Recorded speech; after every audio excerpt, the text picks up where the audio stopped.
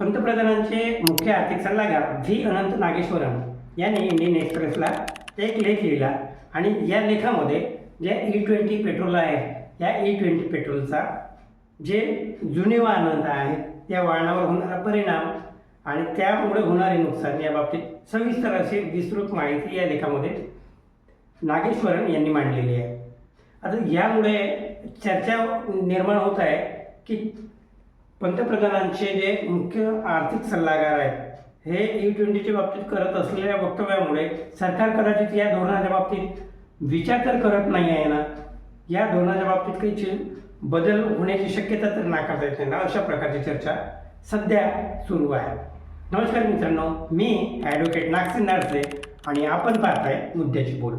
मित्रांनो, पंतप्रधानांचे मुख्य आर्थिक सल्लागार व्ही अनंत नागेश्वरन यांनी इंडियन एक्सप्रेसला एक लेख लिहिला आणि या लेखामध्ये त्यांनी E20च्या धोरणामुळे जे जुने वाहन आहेत या वाहनांवर होणारा परिणाम आणि त्याच्यातून आर्थिक होणारे नुकसान या बाबतीत सविस्तर टिप्पणी या लेखाच्या माध्यमातून केलेली आहे।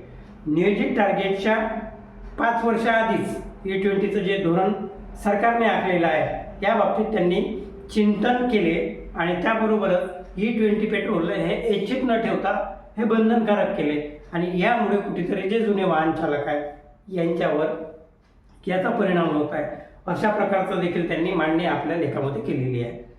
वाहनावर होणाऱ्या परिणामाचा अभ्यास आणि मायलेज, त्यामुळे इंजिनवर कशा प्रकारे परिणाम होत आहे, इंजिन कशा प्रकारे खराब होत आहे, या सगळ्या टेक्निकल बाबी त्यांनी या लेखाच्या माध्यमातून मांडलेल्या आहेत। पंतप्रधानांचे आर्थिक सल्लागार म्हटल्यावर सोशल मीडियावर ह्या E20 पेट्रोलच्या बाबतीत चर्चेला सुरुवात झाली आणि त्यामुळे कदाचित एकंदरीत होणारा विरोध पाहता केंद्र सरकार कदाचित E20 पेट्रोलच्या बाबतीत धोरण बदलायच्या तयारीमध्ये तर नाही ना, E10 पेट्रोलकडेच केंद्र सरकारची वाटचाल परत येण्याची शक्यता आहे का, अशा प्रकारच्या तर्कवितर्क केल्या जाते। अर्थातच याचं जे उत्तर आहे हे काही दिवसामध्ये कळेलच, तेव्हा केंद्र सरकार E10 आणून सर्वसामान्यांना दिलासा देईल का हे आपल्याला पुढे बघावं लागेल।